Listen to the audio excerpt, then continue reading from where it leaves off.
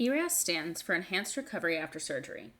It's made up of evidence-based practices that are proven to help you recover faster, minimize complications, and improve your overall outcome of surgery. We have some core principles focused on effective pain management, early return of bowel function, decreased anxiety, decreased risk of infection, and decreased time spent in the hospital.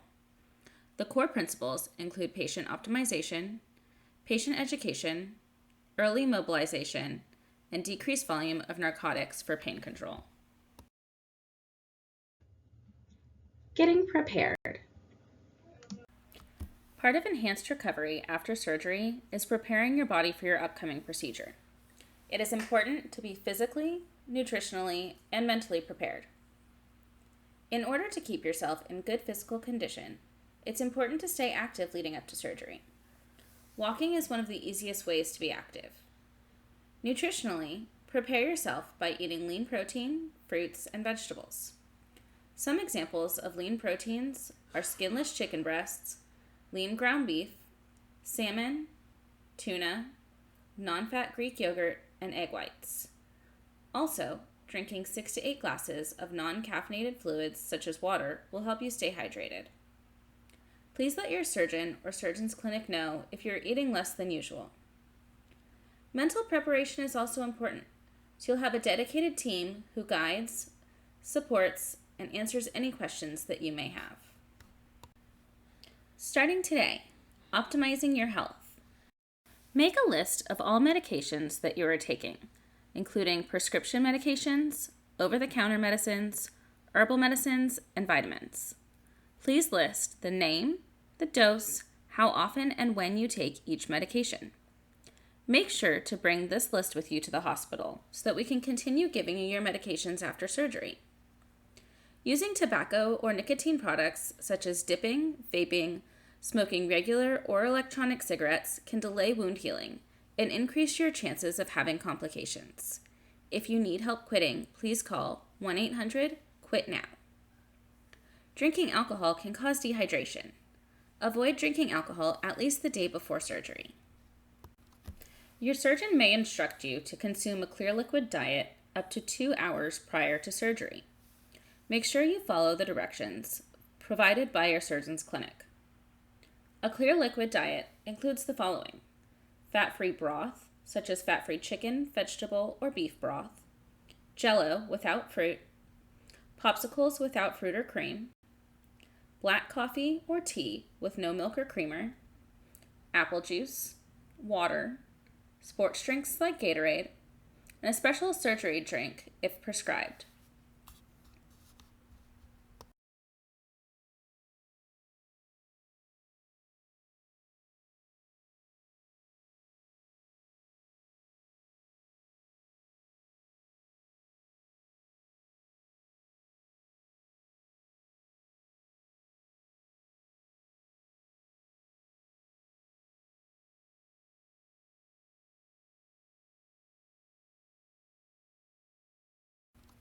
Your surgeon may instruct you to consume a clear liquid diet up to 2 hours prior to surgery.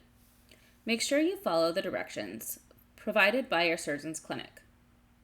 A clear liquid diet includes the following: fat-free broth, such as fat-free chicken, vegetable, or beef broth, Jell-O without fruit, popsicles without fruit or cream, black coffee or tea with no milk or creamer, apple juice, water, sports drinks like Gatorade, and a special surgery drink if prescribed.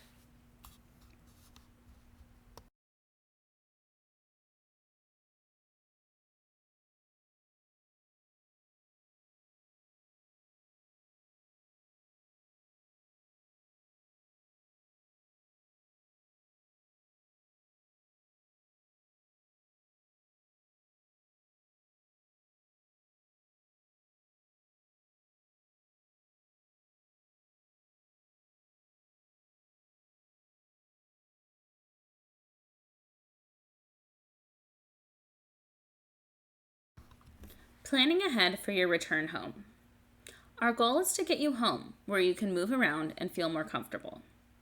Before your surgery day, identify a support person who can drive you home and assist you as you continue your recovery.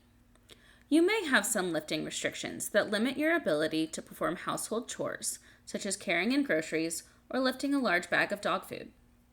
If you're the main cook in your family, you may want to plan a few easy meals ahead or prepare freezer meals. Clear walking paths in your home to reduce the risk of falls, such as removing rugs, uneven surfaces, or unused household items. If you're not feeling well before your surgery and have a fever, cold, rash, or other health concerns, please call your surgeon's clinic as soon as possible so we can have the best plan in place for your well-being.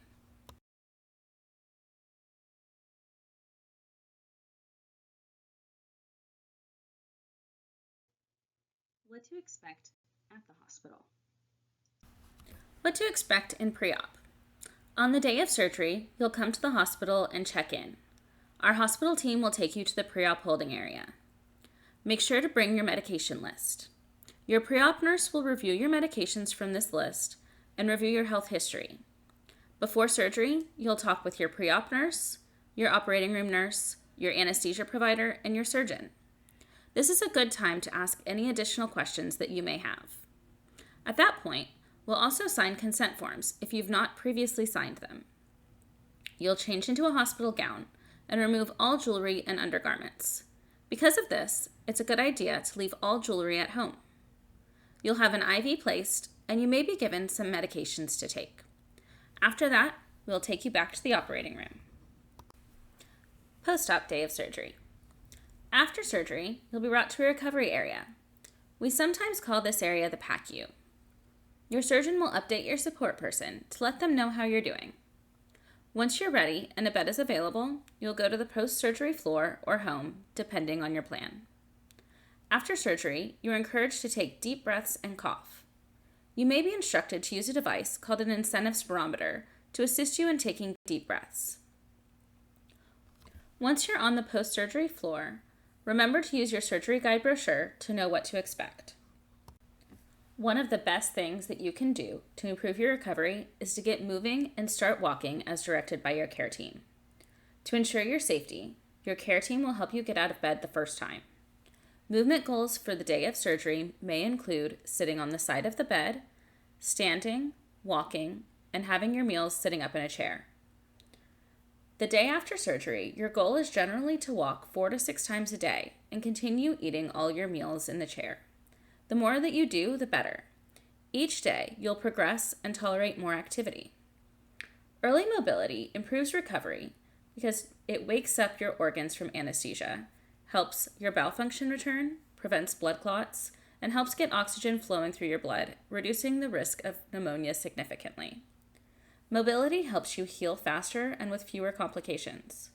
Remember, once you leave the hospital, it's important to increase your activity daily and spend most of your day out of bed.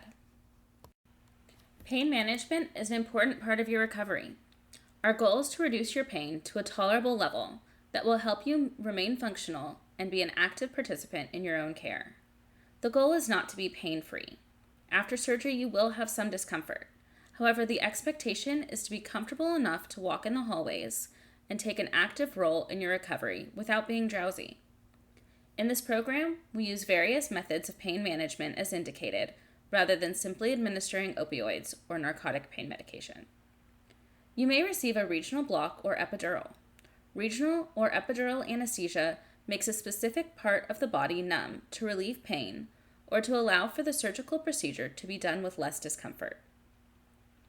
The best option for you and your pain management will be discussed between you and your anesthesia provider and surgeon. Other ways that we help manage your pain is using non-opioid pain medications such as Tylenol and Motrin. Often, additional non-opioid medications that treat different types of pain will be given with the goal of decreasing opioid requirements. We found that using this type of pain management plan helps our patients feel more comfortable. Preventing complications. There are ways that you can prevent complications after surgery. Washing your hands with soap and water or hand sanitizer can help prevent infection. Remind visitors to wash their hands as well. Keeping clean hands and a clean environment helps reduce the chances of postoperative infection. Keep your incision site clean and dry. If you have guests who are not feeling well, ask them not to visit while you are recovering. Your surgeon may order an incentive spirometer, which is a plastic device that can help prevent pneumonia when you breathe in. If your surgeon asks you to use this device, it's a good idea to use it 10 breaths every hour while you're awake. Again, walking is key. Walking is a great way to prevent many complications. Remember to get moving. If you have any questions about enhanced recovery after surgery, please reach out to fill out our form at bswhealth.com/ERAS.